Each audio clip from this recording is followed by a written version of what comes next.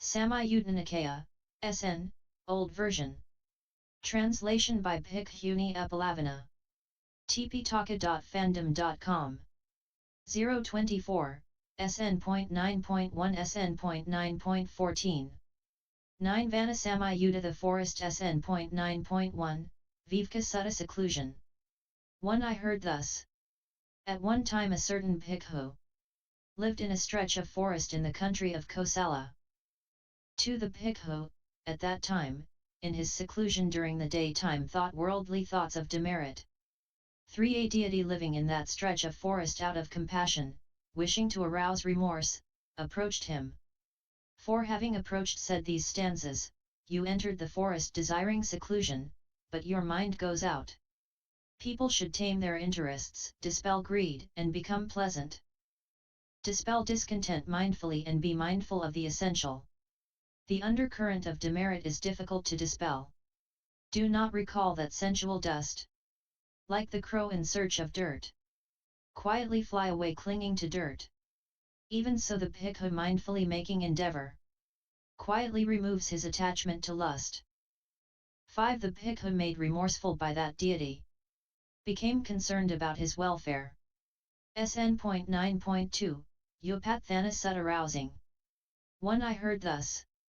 At one time a certain Bhikkhu lived in a stretch of forest in the country of Kosala.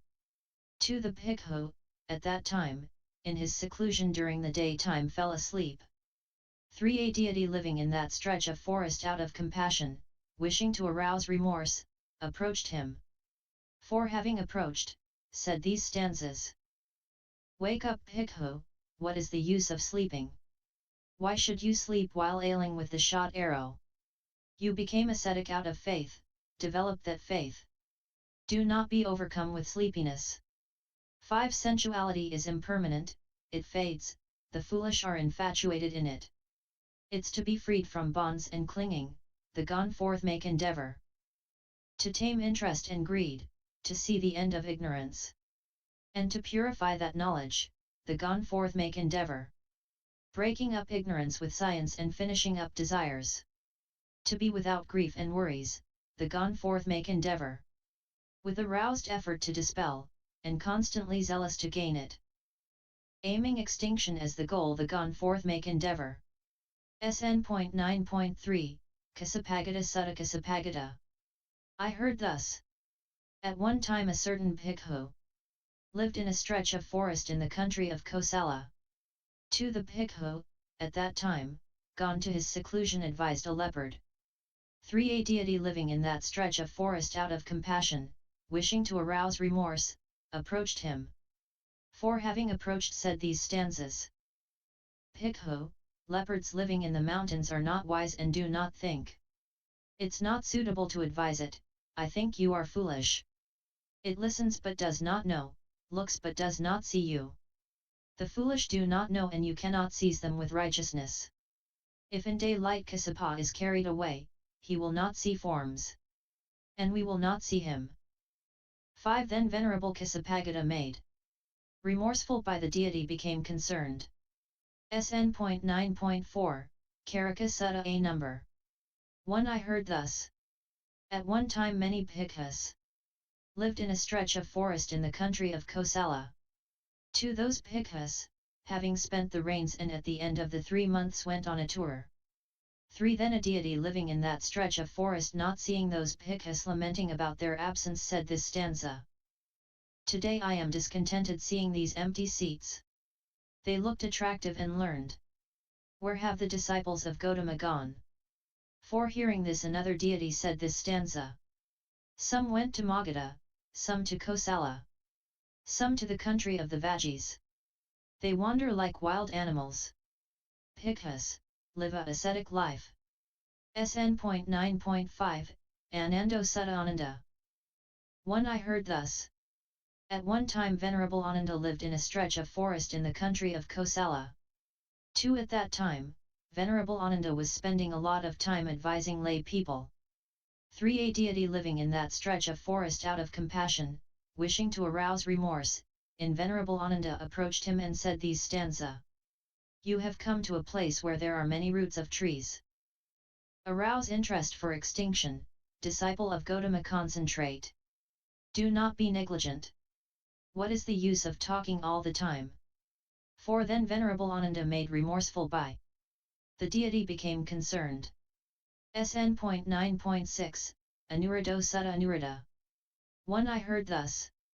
At one time Venerable Anuruddha lived in a stretch of forest in the country of Kosala.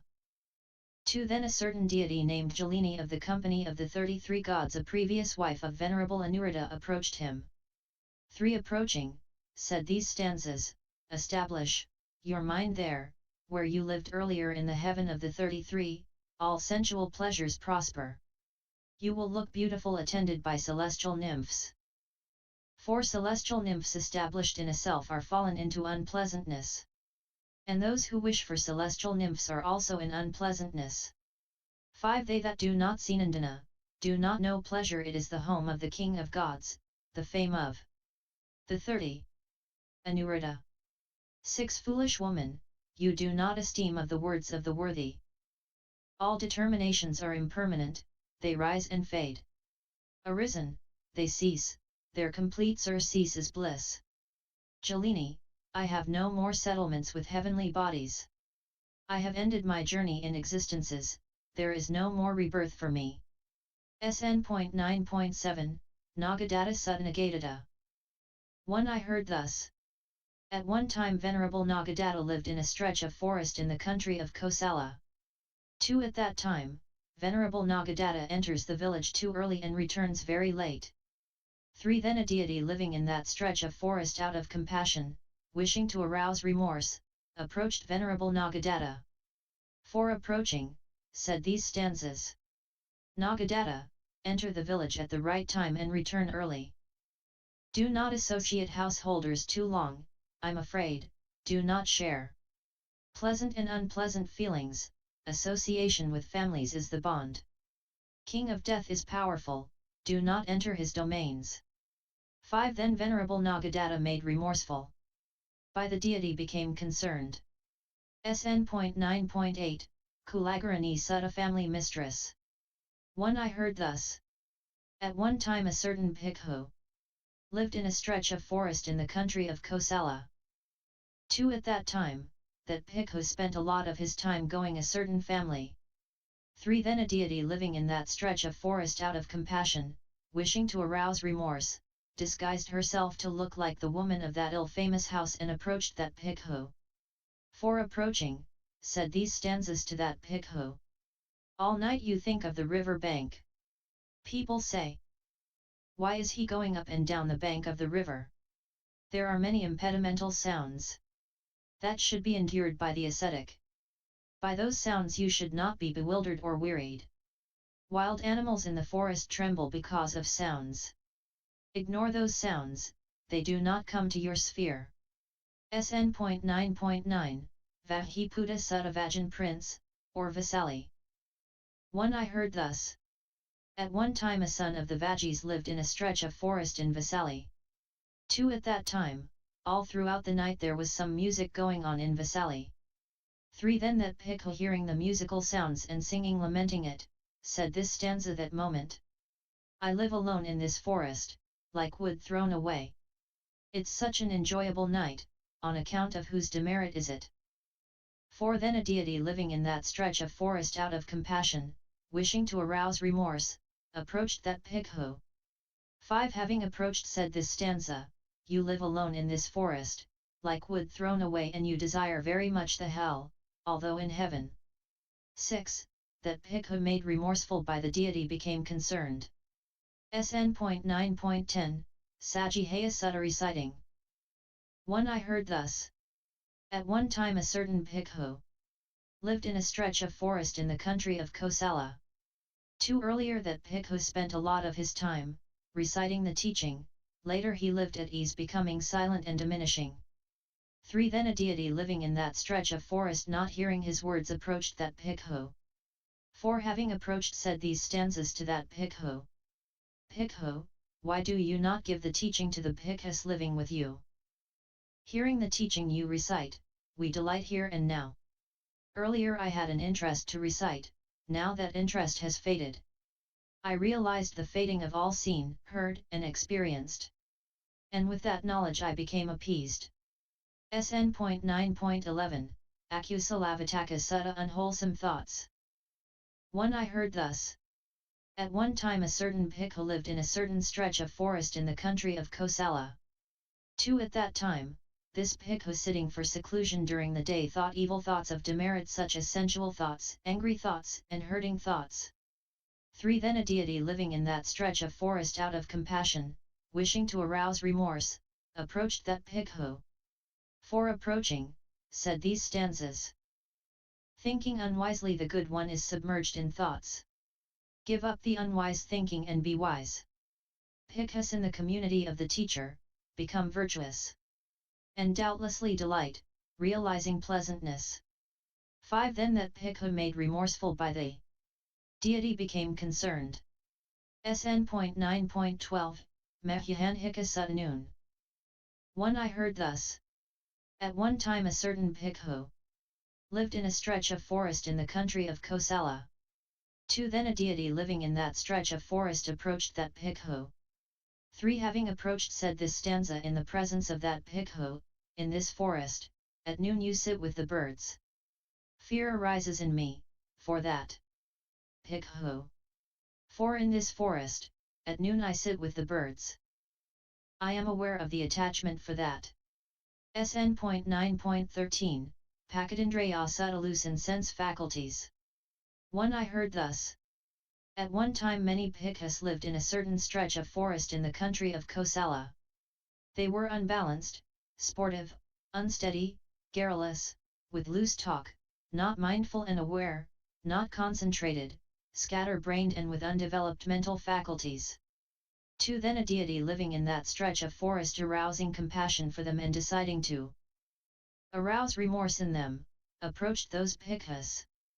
3. Having approached said these stanzas, the early disciples of Gautama lived peaceful lives not longing for special, morsel food, beds or seats.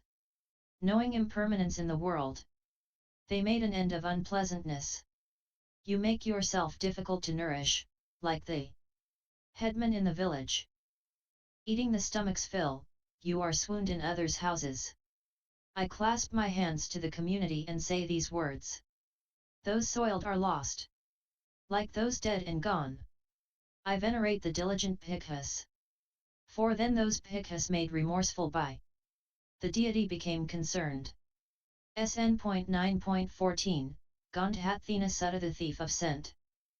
1. I heard thus. At one time a certain Bhikkhu lived in a certain stretch of forest in the country of Kosala.